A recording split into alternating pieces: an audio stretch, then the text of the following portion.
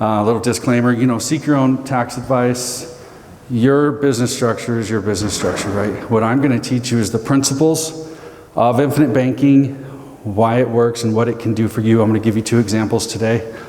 So I like to say we're privatized family banking systems experts, helping individuals, families, businesses, nonprofits set up their own private family bank, utilizing the infinite banking concept. Today, I'm going to show you one example on how someone has built up a couple $100,000. Over a 10-year period, they were using that couple $100,000, and it still grew an additional $148,000 through that 10-year period on top of the money they made in real estate. I'm going to show you another example, how this guy was $109,000 in bad debt. 30-year plan to pay it off. He had all kinds of debt. And working with him got him to 9 years debt-free, and he had $98,000 to show for it. So not only did he pay down his debt, he was building up cash at the same time. What keeps you up at night? What keeps you up at night? There was a survey done a while back. Money was the chief related worry keeping people up at night. How many of you who's never lost sleep over money, right?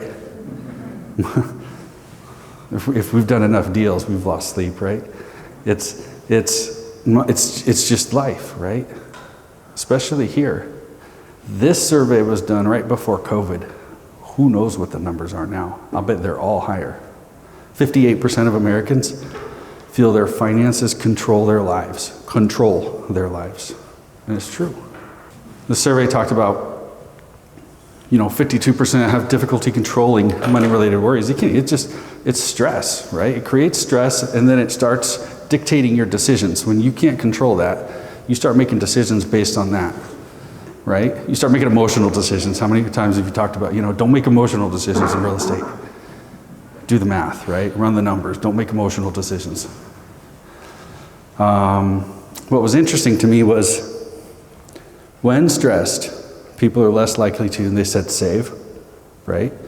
They're less likely to plan their spending, even little stuff like make shopping lists, planning. Because you're stressed, you're not planning, you're making knee-jerk reactions, you start just reacting, right? Rather than controlling the situation, planning ahead to cover unexpected costs. And they said, however, thinking about long-term goals, even seconds or minutes a day, can reduce that, right? Just a few seconds a day. So think long range, right? If you're into buy and holds or anything besides flips and wholesaling, you're probably thinking long range. You're not buying a rental property looking at 6 months from now. Maybe initially, right, you got to look at the deal. But you're not looking 6 months from now. You're thinking long range. That's why you want to buy a bunch of them. Cash flow, passive income, right? So the strategies we talk about, you've got to think long range. This is not a get rich quick scheme. It's not. It is a long range plan. But how many of you been in real estate 10 years or more? Most of you, right? Probably 3/4 of you. So you'll get it. Think long range. If you'd have known about this 10 years ago, ask yourself, how different would it be if I were in a different spot? So a little bit of a downer conversation, but we got to understand the problem before we know how to address it, right? The financial problem in America. Numbers show at least 55% of our income gets eaten up in interest, taxes, fees, stuff like we'll never see again. It just does. We finance everything we do in life, do we not? Right? Or we lose the ability to make interest. We're going to pay interest, or we're giving up the ability to make that interest somewhere else. Someone was talking about this yesterday, I believe. I pulled this, I update this regularly, you have to, because the number is constantly changing. And if you've never been to usdebtclock.org, go there and just spend 10 minutes and look around. And it's mind-boggling, the numbers. It is live rolling numbers of US debt. Okay, I took this snapshot, I updated this. I was gonna update it and replace it for this. And I saw the change in numbers and I was like, holy smokes. And so I had to update my slides last minute, but because I wanted to show you. This was taken in October. I mean, things like student loan debt down here is up to 1.7 trillion. Credit card debt, $1.15 trillion. US total debt, $92 trillion with a T. 4 months later, the US federal spending went up $20 billion in 4 months. This is their numbers. The US federal budget deficit in 4 months went up $300 billion. The US federal deficit is defined as the difference between the total amount spent by Congress versus the revenue received by the IRS.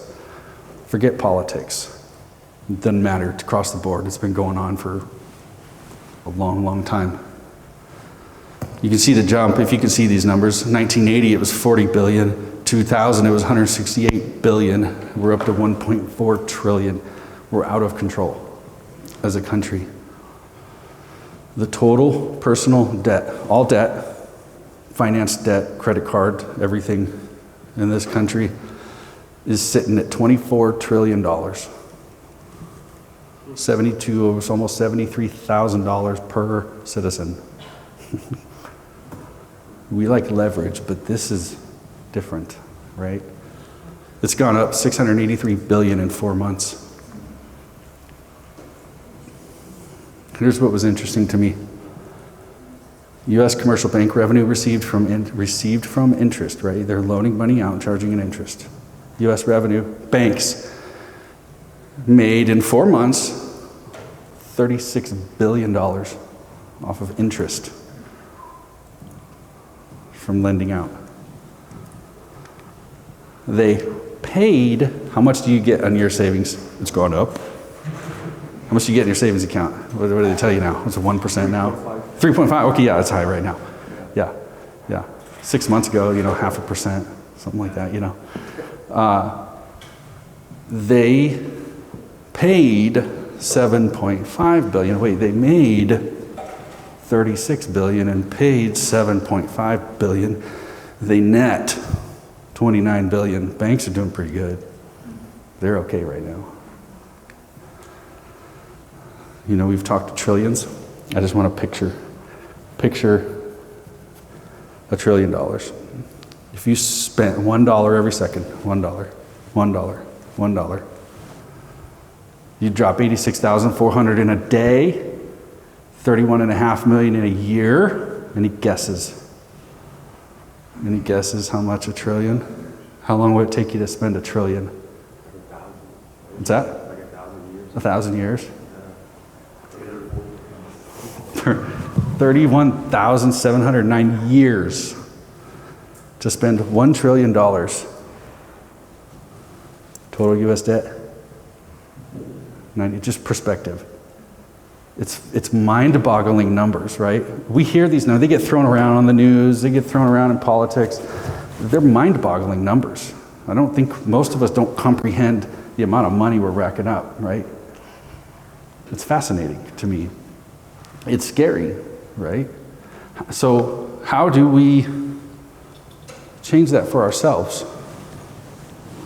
Nelson Nash says, if some authoritative power distributed all the money in the world equally, within 10 years' time, 97% of that money would be back under control of 3% of the people. Why is that?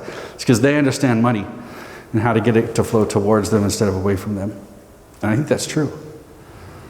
So we kind of, we're talking real estate, but if you don't understand money and what money's doing, I think you start there, and then, now I'm going to do real estate, but what else am I going to do with my money?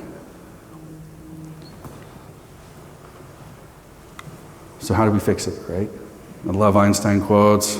We can't solve problems by using the same kind of thinking we used when we created them. That's what we do all day long, you know. And I don't want to get political, but that's what we do. We make the same decisions, right?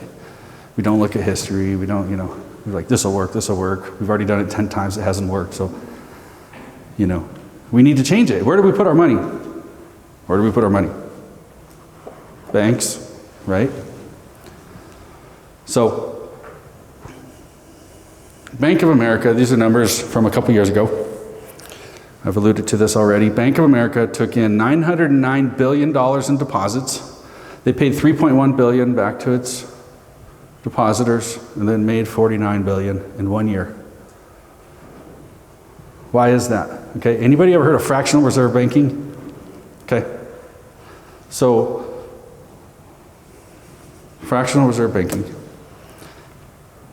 The Fed has a rule that says banks, here's how we hear it. Banks have to keep 10% on reserve. And we say, cool. They're required to keep some money on reserve. Nobody asks what that means, and nobody looks any further. You know what that means? 10%. $10, $1. For every $10 you deposit, they're going to keep $1, put it in the vault. They're going to loan 9 of it back out. That's where you get loans from. So they're good, but they got to keep 10% in reserve. So what happens? Take this guy, $1,000 deposit in the bank. They keep 100, set it to the side, reserve. They're going to loan out 900 of it. That guy takes it, puts it in the bank, his bank. They keep 90 of it, loan out the rest. That guy takes it to his bank. Keeps 81, where are we at? 810, right? Keeps 81, puts the rest, gets loaned out. So now, 3 times over, there's $3,400 in the system, but there's only $271 sitting around. Anybody remember in 2008 when there was a run on the banks? Everyone showed up at the banks to pull their money out because they were afraid it was going to disappear. You know what banks were doing? They were locking their doors. We don't have it. It doesn't exist. It's out there. It's not there. But they're allowed to do it. It's legal. FDIC, well, we're insured, right? FDIC will cover us. $9.5 trillion in insured deposits, but they have $121 billion in their fund. This is current numbers. It means they have a deficit of $9.4 trillion. Now, a couple administrations ago, he said, you know what, that's okay. We'll let you borrow from the Treasury now. So now, if they need to, they can go to the Treasury. Where's the Treasury get its money? From the Federal Reserve. Where's the Federal Reserve get its money? They print it. You know? So there's just phantom money out there. That's why we have this inflation problem, right? Where else do we put our money? Qualified accounts, right? There is a place for qualified accounts.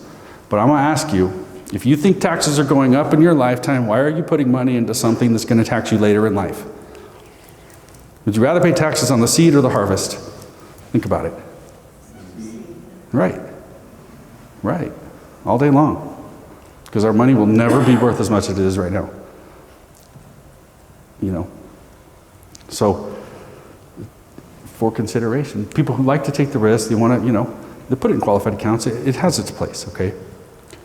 But I'm saying if your school of thought is taxes are going to go up and I don't want to pay any more taxes than I have to, don't shove it all into something that's going to be tax deferred and you're going to pay 50 years from now at an unknown rate. They're saying, you give it to us, we'll let you know later what we're going to tax you. You would never borrow money from a lender. He hands you a $10,000 check. He says, here's $10,000. I don't need to get paid anytime soon. When I'm ready to get paid, I'll let you know how much interest I'm going to charge you. You gonna cash that check? No way. We do it all day long. Put it in deferred accounts, right? And we keep our fingers crossed and hope to God the market doesn't crash the day we retire, right? That's what we do. Okay, 3 types of people. There's the debtor. Okay, they're the guys that most of us, we're going to finance something, right? So say a car. We're going to finance a car, go to the dealership, get a car, we're going to finance it. We're going to pay it off over time, get back to zero, go get another one, pay it off over time, get back to zero, okay? Each time, we work to get back to zero. The saver does the opposite, right? I don't want to go into debt over this, I'm going to save up for it. So they save up for the car, and then spend it, buy the car, go back to zero, save up, spend it, go back to zero. What I want to teach you is how to become what I call the wealth creator. It's how you create this financial velocity that can literally last for generations. And that's not fluff. I'll show you. Okay? One vehicle can accomplish a lot of different things. Okay? Income, tax-free growth, access to your money now, not penalized, liquidity, use, control of your money, unstructured loans. You decide the loan terms. Pay yourself instead of the bank. Okay? We call this the infinite banking concept. This book, Becoming Your Own Banker, changed my life, besides the Bible. This book changed my life, okay? Get it. Read it. It's 92 pages. Get it. You can get it from the Nelson Nash Institute website. You can get it from my website. I'll show you later. You hit me up today, I'll sell it to you for $15. They sell them for $20 online. And I'll mail you a copy. It's a great book. It's some of what we're talking about today. It's what we're going to unpack on the cruise. Okay. So how do we get there? The vehicle through which we teach people how to do this is properly structured, dividend-paying whole life insurance from a mutual carrier. That's a mouthful. Okay, but I'm very particular about the wording because it is very particular. This is not your grandparents' old life insurance policy. It is different. Okay, we have a perception of whole life being expensive insurance, right? We're told buy term and invest the difference, right? We don't understand how to structure them properly to maximize its benefit. Okay, properly structured. Okay, dividend paying from a mutual carrier, that's particular. There are stock-owned insurance companies and mutual carriers. Stock-owned, its interests are for the stockholders, right? Mutual carriers, its interests are for the policy. As a policyholder, you're one of the owners of the company, thus entitled to the profits which come in the form of dividends. So we say dividend paying from a mutual carrier. And today I'm talking about whole life insurance. I'm not talking about term. I'm not talking about variable universal life, index universal life, et cetera, et cetera. I'm talking about whole life insurance today. Okay? So that's the vehicle. It's nothing new. We're not some gurus, and we didn't invent this. And its whole life has been around since the 1700s. It started as the Corporation for Relief of Poor and Distressed Widows and Children of Presbyterian Ministers. That's actually the shortened version. It started because ministers were spending their life in ministry supported by the church. They would pass away, no longer supported, family was destitute. And so they said, hey, we need to come up with some kind of fund that's going to help the family. And that's how it got started. It's been around for a long time. Who else uses it? Banks carry billions of dollars in cash value whole life insurance. If you look at their balance sheets, which you can find, it's a tier 1 asset. It is one of their single most owned assets next to real estate. Whole life insurance is an asset because of the cash value. There's an interesting article on Biden when he had to disclose his finances, talks about how he owns 0 investment products and 6 whole life policies. He is not broke. It's a head scratcher all of a sudden. You start perking your ears up going, what do these guys know? What are they doing? What are they up to? It's nothing funny. I mean, it's not. You're not being sneaky about it. It's out there, it's legal. It's been around since before the IRS. Okay? Were there any math wizards in here? But you know it was a trick question, right? Hey, how did 6% make less than 4%? I tell people, always do the math. When you're doing deals, always do the math. Run your own numbers, man. money grows in different ways.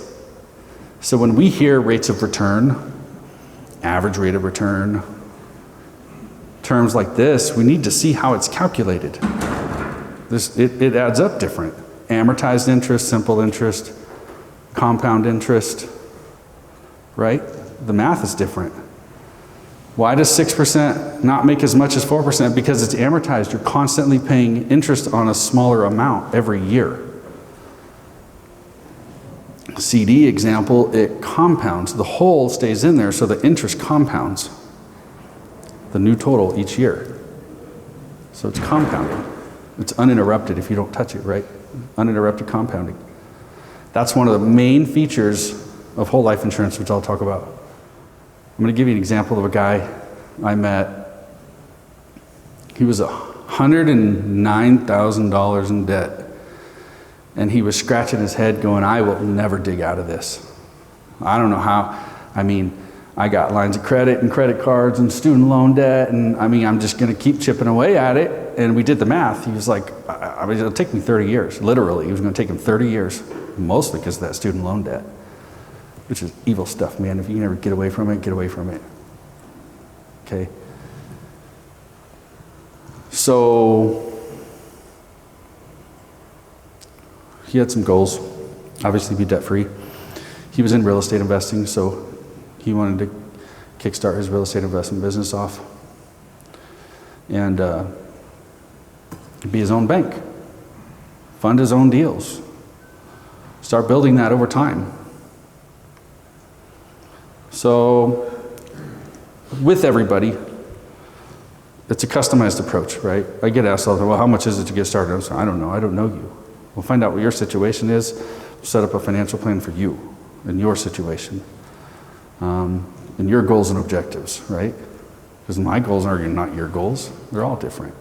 So his situation was such, he had all this debt. He was dropping $2,000 a month in debt payments. So that $2,000 a month could have been going somewhere else, right? It was just getting eaten up in interest. He had $25,000 in savings. Some of it emergency funds, some of it to start his real estate investment business. Right? But he saw them very separate, right? This is don't touch money. And this is my debt that keeps racking up. So we set up a GPS for him, I call it, a plan for him to get his debt. How can we change the flow of his money?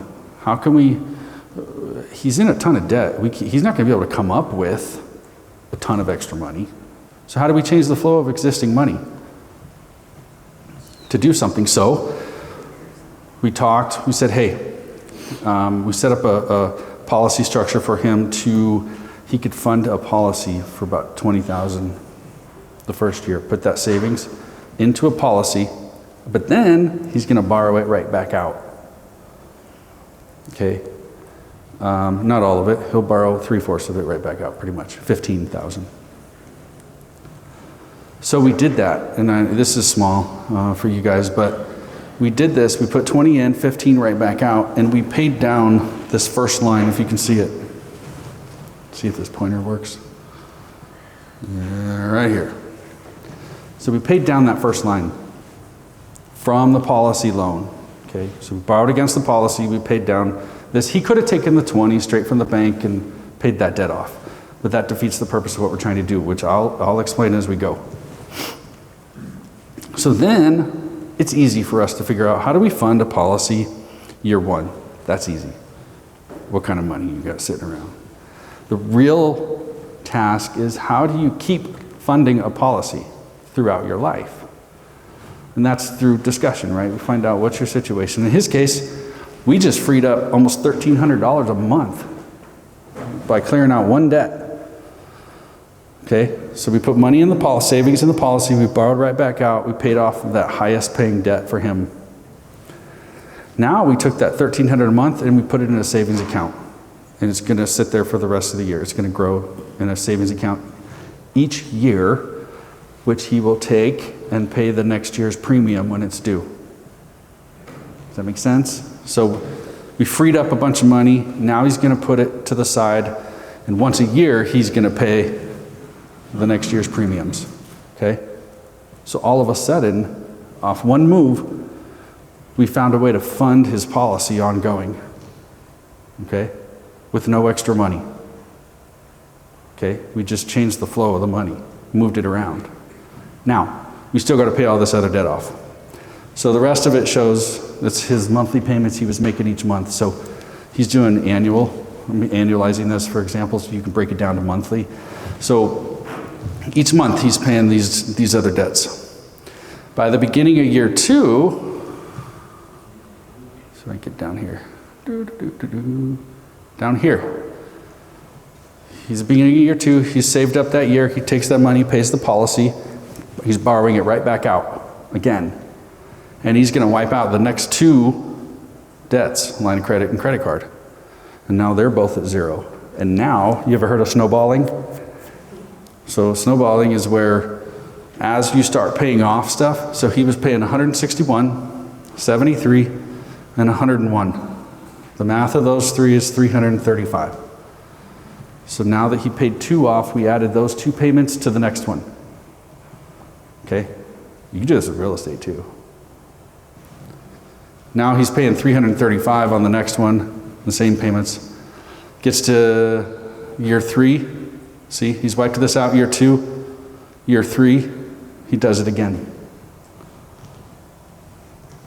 And then he pays those off. He funds the policy again, borrows, pays off the next 2. And then he snowballs all those payments. He's only got the 2 student loans left. And we've done this in 2 full years. 30-year plan, and we're getting there pretty fast. So do it another year, pays off the next line. Do it another year, pays off the next line. So each year, to recap, he's been funding the policy, borrowing against, in his case, he's taking a max loan each year to pay down debt. You don't have to do that, but that works. We were on an aggressive approach for him to borrow, max fund for the first 5 years and get this debt recaptured inside the policy. So by the beginning of year 5, he's totally outside debt free. Let's be truthful about it. He now has a big loan inside of his policy that he's been accumulating for 5 years. So what are we going to do about that? With policies, we can actually restructure them over time. Okay, so he's racked up almost $66,000 we've recaptured inside the policy. But policy loans don't show up anywhere. You and the insurance company know how much your loan is, not your creditors.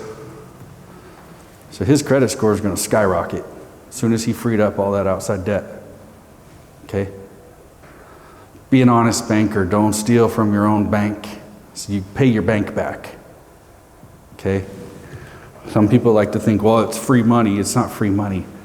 Okay? He's built up $66,000 in debt inside his policy now, and now we're going to restructure the policy a little bit. In his case, we're going to bring it down to a minimum. It's actually going to save him $11,500 a year in premiums. Remember that first line, that first row was premiums. So we've reduced it by the beginning of year 5. We took the extra $11,500 and we start paying the loan back.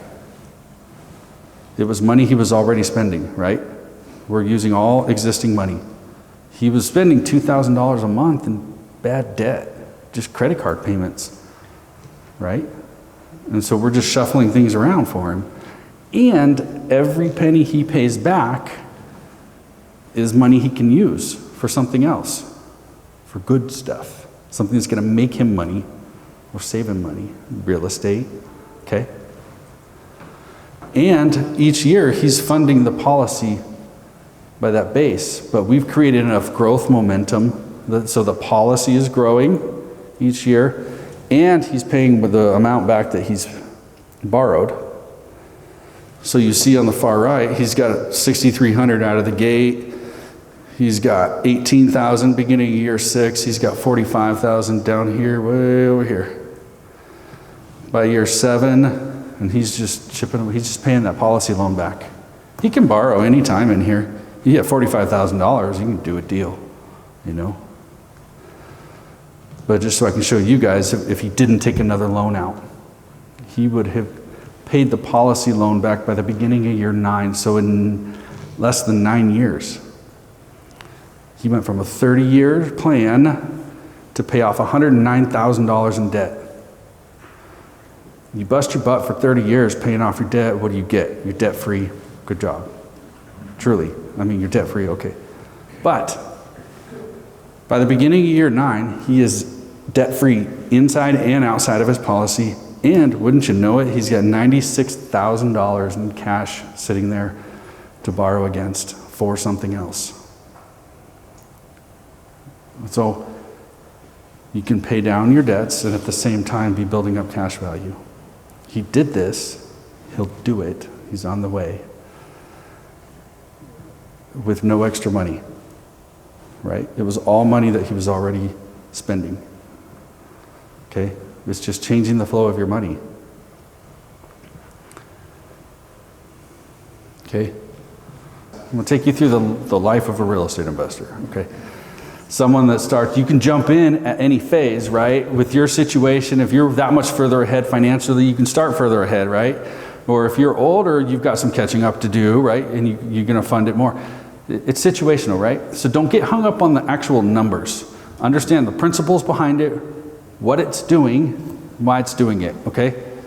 Forget the number of zeros we look at. We're gonna start out, a guy gets into wholesaling, he saved up $25,000, he's gonna kickstart his wholesaling business. He's gonna do that for a couple years, get into fix and flips for a few years, work up to buy and holds, commercial, retirement, next generation.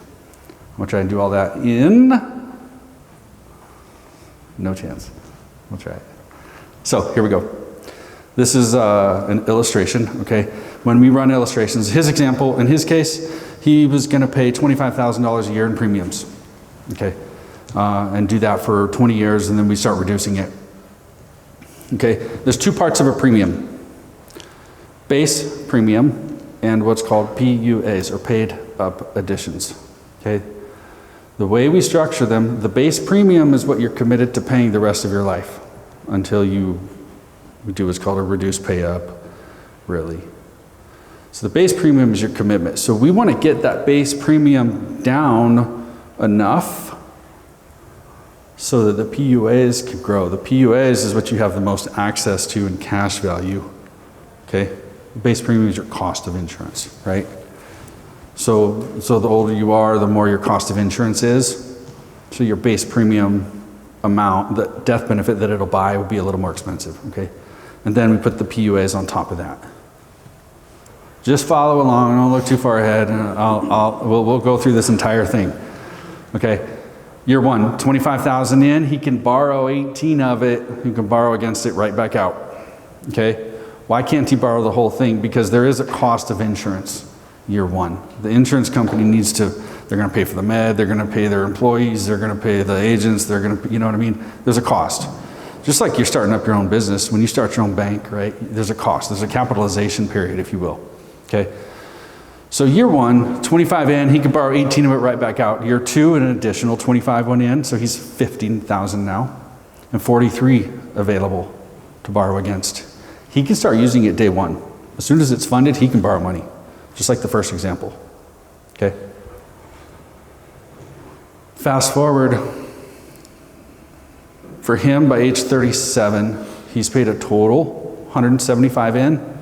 Now his cash value is 177. Okay, so his cash value is more than he's paid in.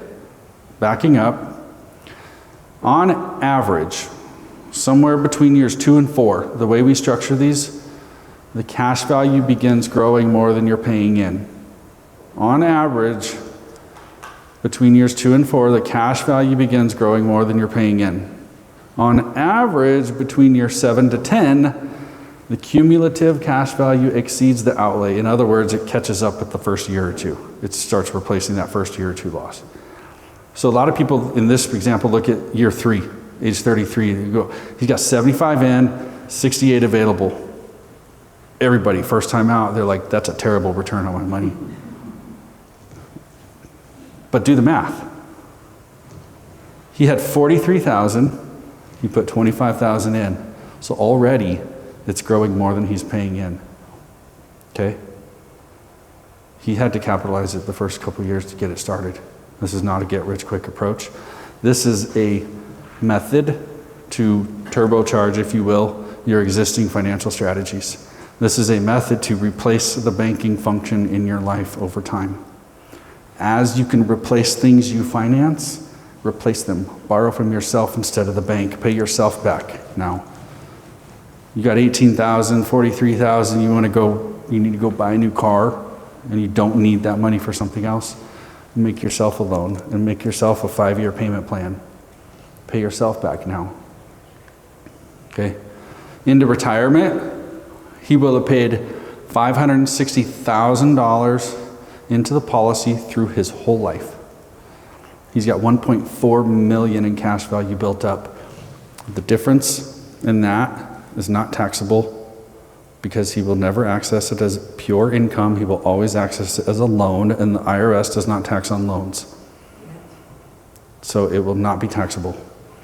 There is a way to mess it up and make the whole thing taxable. We do not structure them like that. We will teach you that, and don't mess with it after that. You have to sign a piece of paper if you do, right? They'll send you a piece of paper that says this is going to become what's called a modified endowment contract, which means every time you take a loan, it's taxable. And it's a mess when people do it, and then it's pointless. It's like, oh, so don't do it, right? But we won't ever set them up that way. Anyway, so this $844,000 spread at age 65 won't be taxable because he will always access it properly as a loan. Same numbers on an illustration, okay? So in practice, what's that look like? Wholesaling. Okay, he's got 25,000 saved up. He's gonna fund his policy. Instead of going from savings account to start my business, he's gonna go savings account through the policy, and then he's gonna borrow 18 of it right back out. Wholesaling first year, he's been going to all these classes. He's gonna do 4 that first year. I never met a wholesaler yet who quit his day job the first year wholesaling, okay? So he's still working. So he's gonna go out and do 4 wholesales, modest, and make 10 grand a piece on them, So he'll go out and make 40 grand. Take that, pay the loan back with that money, fund the next year's premium with that money, and now it's self-funding. So gains from his business now will fund the policy ongoing, okay? Everybody's situation is different, okay? But that's how he's gonna fund it. Second year, he's built up 43,000 in cash, just like on your sheet. So he's gonna double down on marketing efforts. Say he borrows 25,000 of it, goes out and does 8 the second year, makes 80 grand. He'll pay back his loan, pay back the next year, pay the next year's premium. He's got 30 grand extra. You can rinse and repeat, right? Year over year over year. And you have more and more and more and more to utilize. And you're recapturing that money every time, right? You don't have to go out and find a lender who's gonna loan you money, pay 12 and 4, You borrow from yourself. I'm gonna talk about the interest in a minute.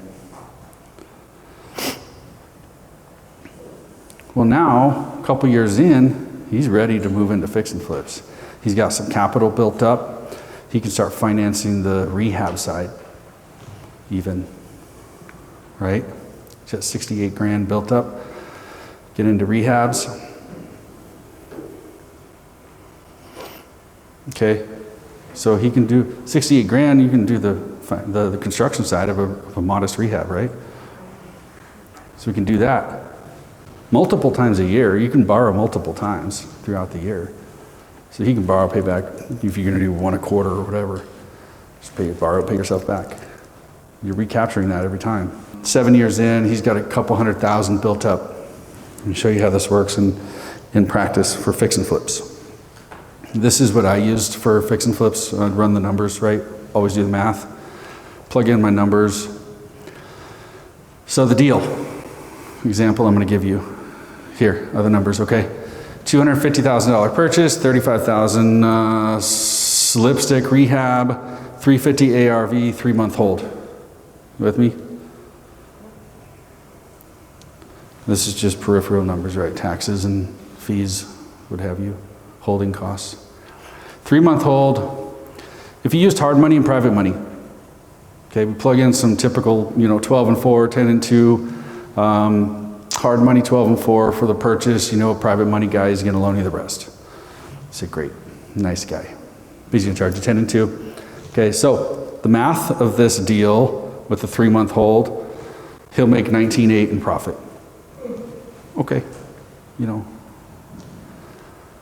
What's it look like if we use hard money for the bigger side and we use our own for the construction side and holding costs? So you can borrow 55 from himself. He's going to charge himself 5%. Okay. And then 12 and 4 on the purchase. He actually, you'll see down here, profit jumped to 21,000 and change. Mostly because he's saving on the interest, right?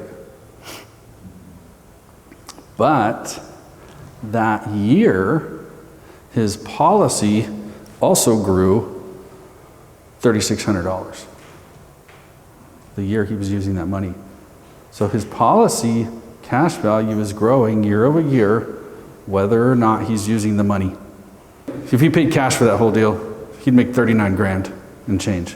There is a thing called lost opportunity cost, right? Think about it. All that money's tied up. So whatever opportunity may come up, you lose, right? So you got to consider that. It's a good option, but you got to consider it. Also, to Doug's point, that money was sitting in a savings account. You took that money out. Nothing's growing because nothing's left. And it's out doing the deal. And your taxable burden, if you will, is on this amount, 39,000 and change. What happens if we borrow from the whole amount from a policy instead of cash from the savings account?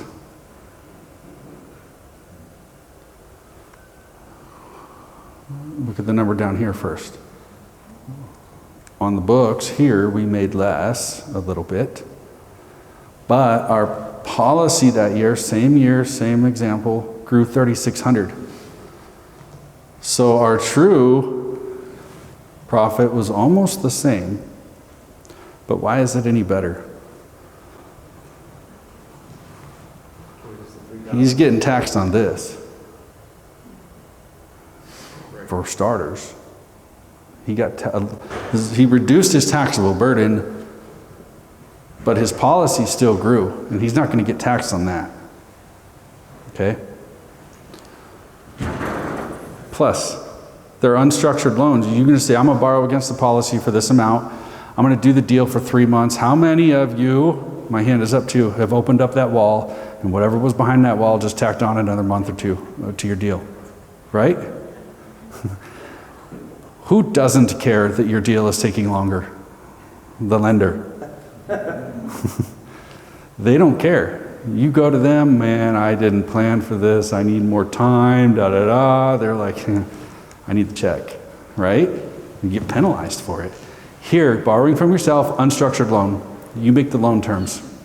You decide how long you're going to pay it back, how much you're going to pay back, how fast. Okay? So you don't have the lenders breathing down your neck. Take 4 more months if you need to. Deductible interest. So I'm going to get to it, but we get to deduct the interest. We charge ourselves 5%. So it's our banking system. We are going to loan our real estate investment business the money. Okay? Keep your piles separate.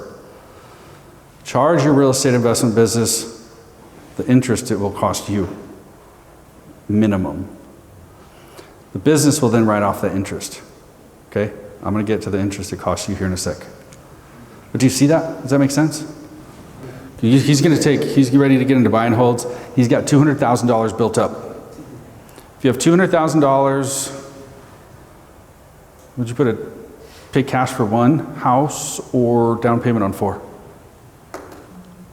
4, please. Leverage, right?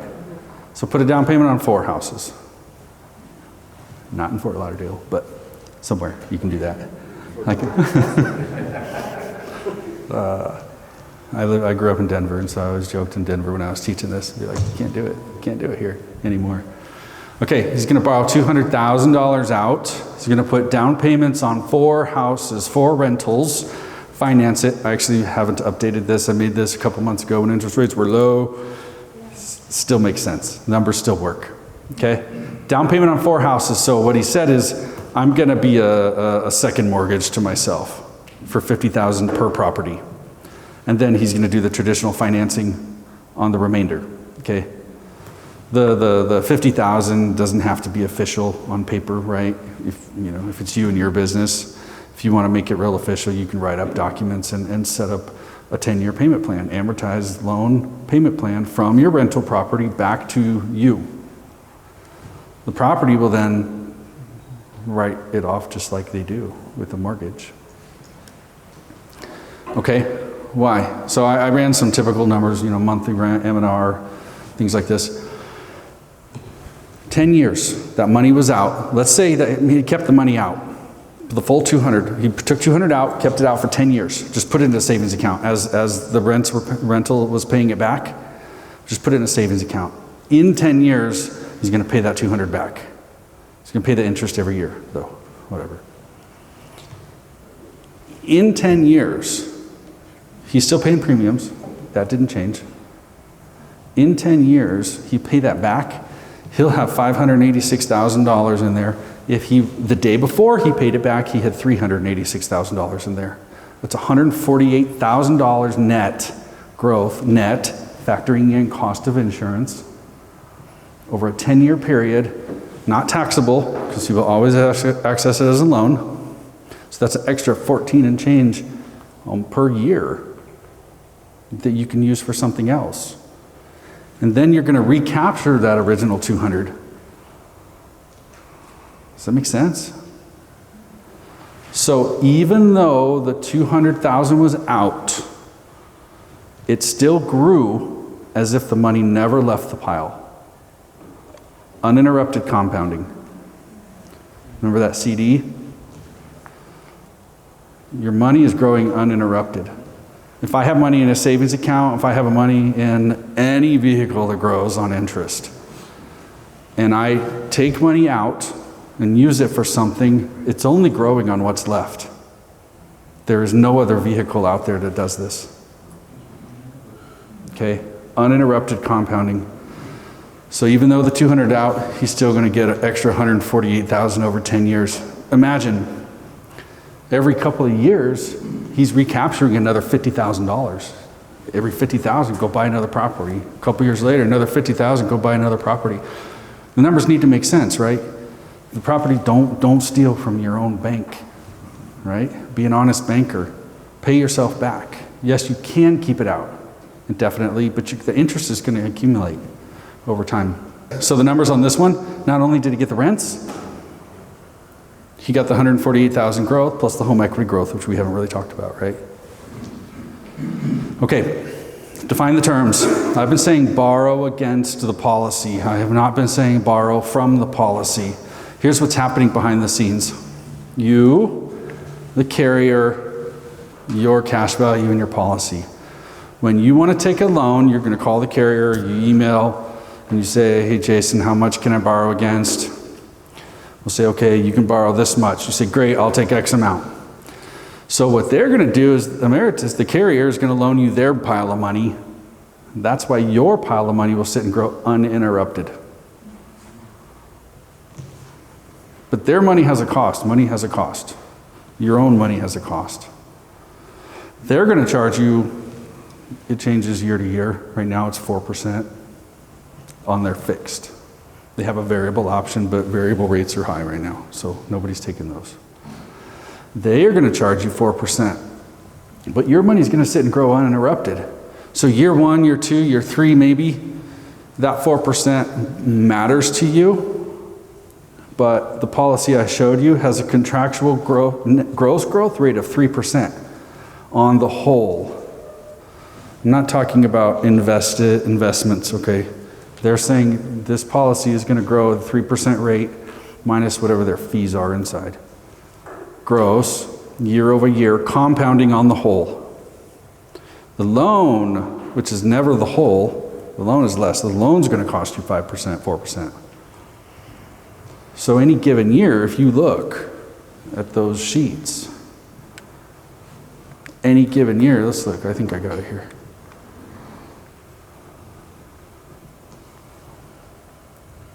My cash value growth is far outpacing whatever that 5% cost, 4% cost for the loan would be. Does that make sense? Maybe year one, year two, it matters because you just started it.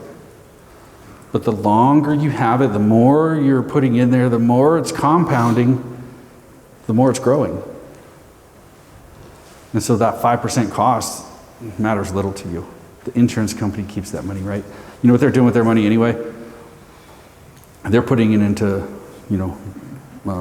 bonds and buying real estate. And unlike banks, interesting fact, unlike banks, 10% on reserve, life insurance companies have to have 100% reserve. They have to have assets equal to their liabilities. Why? Because these are contractual guarantees that they're going to pay that death benefit when that person dies. They have to pay it. So when 9/11 happened, that's why you heard insurance companies were liquidating out there. Some of them got in trouble because they weren't. When COVID hit, we were talking to our actuary, and he was talking about how they liquidated millions and millions and millions of dollars, getting it liquid and ready because they knew they were going to have to be paying it out. So they have to have assets equal to their liabilities, way more secure than banks. One life insurance company for like 600 banks run into trouble. And life insurance companies don't just shut down. They'll get bought, their contracts will get bought by another carrier. Because they're contracts, they can't just go away.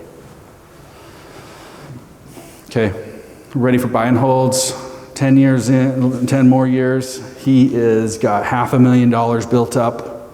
He's ready to get into commercial property, sorry. This is true story.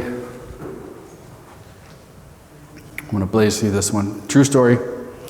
Gentleman that owns Unbridled Companies.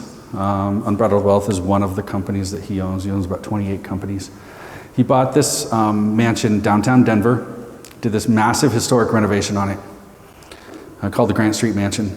Turned it into offices. Rented it back to his companies. Okay. He has a mortgage with A&B Bank for $400,000 a year.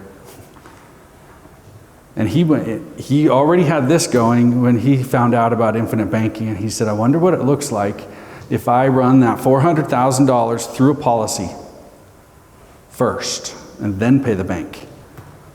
Okay? So that's what he did. Now remember, this is a year one example. He put $400,000 in, he could get $260 out year one. Each year he could get more out. But year one, just to show you the impact.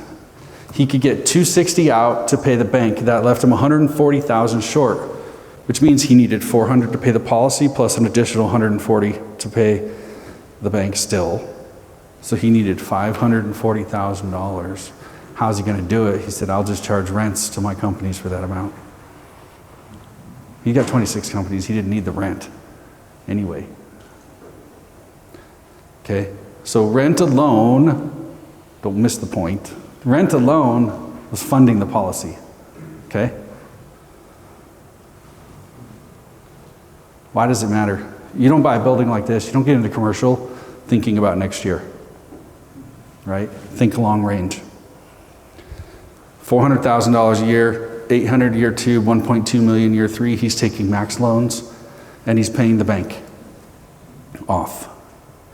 Building up a loan inside the policy. After 10 years, they're going to reduce premiums. Remember, we talked about that. And so he's going to be saving about $300,000 a year in premiums by then, and he'll take those $300,000 and start paying the loan back, the policy loan back. Fast forward, anywhere down the road, 15 years in, he's got $6.5 million in cash value. 30 years in, he's got $15.7 million in cash value built up. What company couldn't benefit with an extra $15 million in 30 years? This policy is actually on his wife 30 years from now, she'll have a whopping $24.8 million death benefit on one person, one policy. He is maxed out. His wife is now maxed out. But even when that death benefit happens, what's that going to do for wherever it goes? Big numbers, but don't get caught up on the numbers. Take 2 zeros off for yourself if you need to. The point is how it grows and what you can do with it while it's growing, right? Fast forward, take this into retirement. What you leave behind is not what's engraved in stone monuments, but what is woven into the lives of others. I truly believe that, right? He's at retirement. Okay, by age 70 in his case, he's built up $1.7 million in cash value. He's only paid $590,000 in premiums throughout his entire life. We're going to stop funding the policy. See here on the, let's see, your left.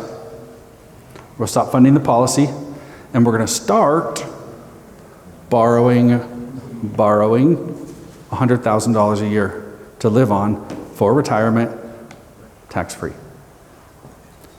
The math of this one happens to be he could do this $100,000 for the next 20 years. He will have pulled out how much? $2 million. He only paid $590,000. It's $2 million tax-free. He'll never pay any of it back. He'll never pay the interest bill either. That'll compound. But the math is such, even after $2 million that he lived on tax-free throughout his whole life, it's still going to pay $1.4 million to the next generation.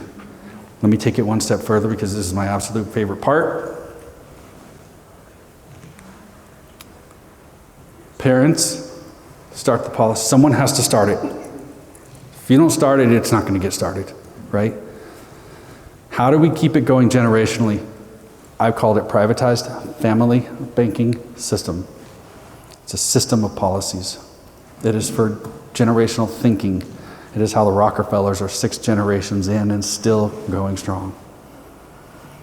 Get insurance on your kids. Have your beneficiary one idea. There's different ways to do this. Start a family trust. This is what I do. My policies are going to fund the family trust. My death benefit will fund the trust. The trust can buy policies on the kids. I already have policies on the kids. But the trust can buy policies on the kids. Remember, as a policy owner, you control the cash value. So now the trust is well funded from me, and it will own the policies on the kids, so it can control that cash value. So now I have the family bank. It started off in this example with $1.4 million in the bank. So my kids don't need to go to the bank. Then go to the policy. One sec. And then insure the grandkids. Okay? Every generation, fund that trust. Grow that pot bigger and bigger and bigger. Every generation, everybody who's born, get a policy on them. Start them day 1. It's day 15. But as soon as you can, start it. And it's cheap at that age, too. Yeah, at that age it's cheap, and they've got their whole life to compound. You know, and as you have more money, start more policies, right? They're not stuck with that one policy. As income increases and the ability, start more policies, and you will have the system of policies you can utilize. You don't have to do the trust. You can just own the policies. You know, I've got families that have, you know, I've got a guy, he has 36 policies he owns. Him, all his kids, all his grandkids. He doesn't need a bank.